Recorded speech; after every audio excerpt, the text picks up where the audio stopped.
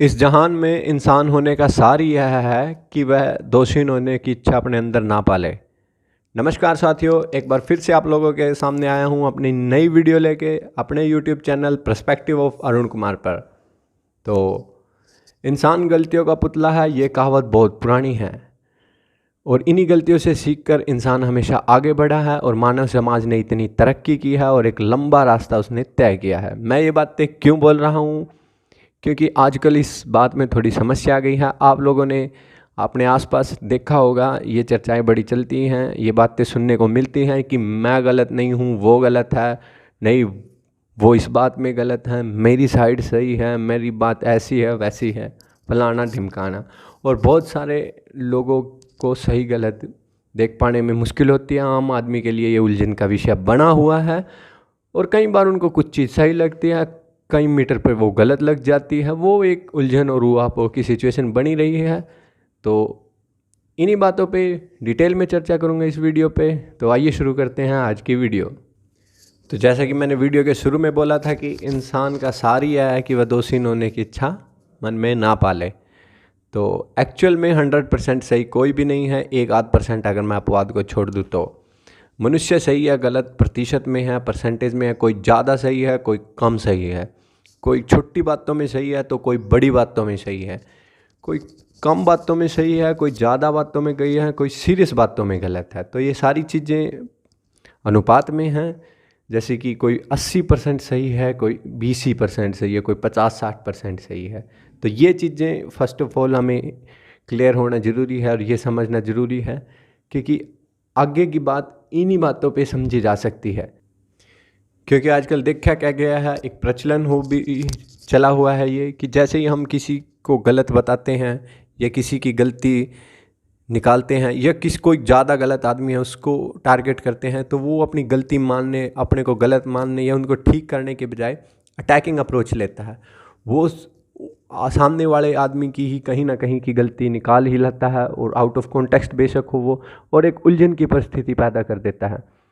क्योंकि सामने वाला भी 100% तो शायद सही ना हो, तो लोगों को समझ पाना भी मुश्किल हो जाता है। एक उलझन हो जाती है, क्या सही है क्या गलत है, और ऐसे में मामला आगे बढ़ जाता है, उससे ध्यान डाइवर्ट हो जाता है और एक यही उलझन निरंतर बनी रहती है। तो एक तो फर्स्ट ऑफ ऑल हमें हर एक चीज़ को जो है सिचुएशनल हैंडल करना चाहिए। पर्टिकुलर सिचुएशन को ही टारगेट करके उसको देखना चाहिए।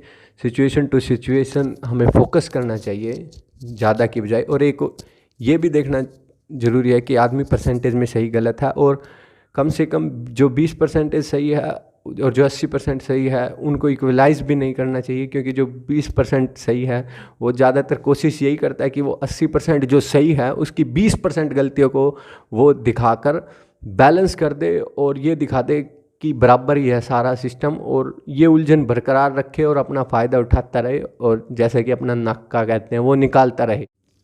और दोस्तों, ये परिस्थिति और भी ख़तरनाक उस सिचुएशन में हो जाती है जब ये गलतियाँ और ये गलत आदमी कोई पावरफुल व्यक्ति हो। पावरफुल व्यक्ति से मैं सिर्फ पैसे और पद तक सीमित नहीं हूँ। जब ये पावरफुल आदमी अपने पर्सनल गेन के लिए, अपने आप को आगे बढ़ाने के लिए, अपनी पावर को बरकरार रखने के लिए, अपने को ऊंचे उठाने के लिए, अपने निजी हितों के लिए लोगों को गलत करता है, गलतियाँ करता है, समाज को दूरगामी नुकसान पहुंचाता है या समाज में गड़बड़ी पैदा करता है, तो कोई उसको एक्सपोज करने की कोशिश करता है या कोई उसकी गलतियां बताता है, तो ये भी उन गलतियों को मानने की बजाय, अपने काम को रोकने की बजाय या सही होने की बजाय यही डर्टी पॉलिटिक्स खेलता है और यही काउंटर अटैक वाली परिस्थिति का लाभ लेता है। सामने वाले की कहीं ना कहीं की गलती उठा लाता है और ध्यान भटका देता है अपने कुकृत्यों से। तो फिर इससे फ़ायदा तो कुछ नहीं हुआ, क्योंकि इससे ना तो उस आदमी की गलतियों को सुधार हुआ, ना उसका काम एज इट इज़ चल रहा है, उसका साम्राज्य वो अपना यूं की यूं चलाता रहता है। सिर्फ और सिर्फ उसने इस बात का फ़ायदा उठाया और ध्यान भटका दिया और लोगों की उलझन बढ़ा दी और उस चीज़ का फ़ायदा उठा लिया। और अगर यही पावरफुल आदमी चालाक भी है, कुटिल भी है, बोलने में भौंकने में लगा लीजिए तेज़ है, तो इसका अपने मकसद में कामयाब होना और ज़्यादा मजबूत हो जाता है। तो ये चीज़ें जल्द से जल्द समझ ली जाएं तो बेटर होगा। मैं इसीलिए ही ये वीडियो लेके आया भी हूँ, ताकि ज़्यादातर कॉमन आदमी के ये बात समझ में आ सके, ताकि कॉमन आदमी सही गलत की पहचान कर सके और ये परिस्थिति उनके सामने स्पष्ट हो सके, ताकि ये उलझन जल्द से जल्द दूर हो और इस उलझन का गलत आदमी फ़ायदा ना उठा सकें और इनकी गलतियों को दूर किया जा सके।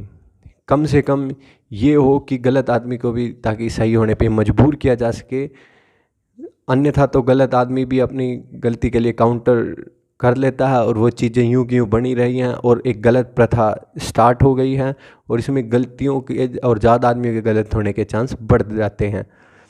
कम से कम इस व्यवस्था से एक सही आदमी हारा हुआ और बेचारा अंततः फील ना करे और ये जो डर्टी पॉलिटिक्स की और ये चालाकियों वाली व्यवस्था ख़त्म हो, इनसे गलतियाँ छुपे ना और उनको बढ़ावा ना मिले।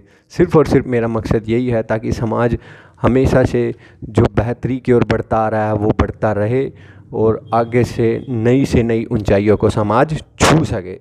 सिर्फ़ और सिर्फ मेरा मकसद इतना है और इन बातों के चंगुल से जितना जल्दी से जल्दी हो सके निकल सके दोस्तों।